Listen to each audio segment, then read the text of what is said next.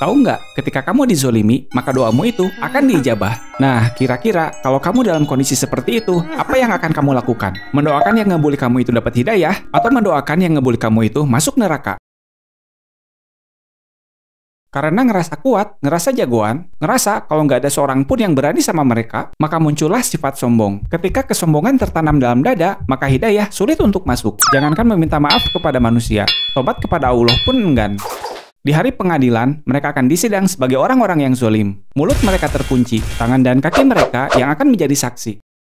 Ya, dengan tangan inilah aku memukul anak ini, dan dengan kaki inilah aku menendang anak ini.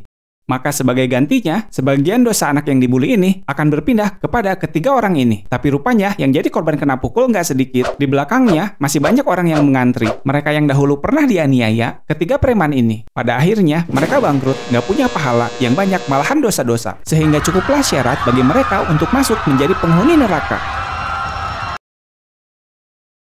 Walaupun doamu mustajab, tapi nggak berarti efek doa itu bisa langsung terjadi. Beberapa tahun kemudian, si rambut kuning sedang berkendara. Namun hari itu merupakan hari yang naas baginya. Di tengah jalan, dia tabrakan dengan mobil.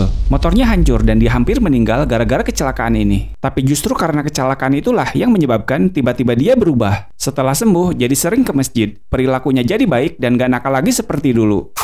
Sedangkan si rambut hijau dan merah masih saja tetap menjadi anak-anak yang nakal. Sering keluar masuk penjara karena sering berurusan sama polisi. Namun di hari tuanya, mereka bertaubat menjadi orang yang baik hingga ajal menjemput. Karena kamu punya andil membuat ketiga pemuda ini tobat, karena mendoakan agar mereka dapat hidayah, maka kamu kebagian jatah pahala dari setiap kebaikan yang dilakukan ketiga orang ini. Pada akhirnya, semua masuk surga, namun derajat surga yang kamu dapat tentunya lebih tinggi lagi. Yang membuat penduduk surga lain merasa terkagum atas amalan yang sudah kamu perbuat.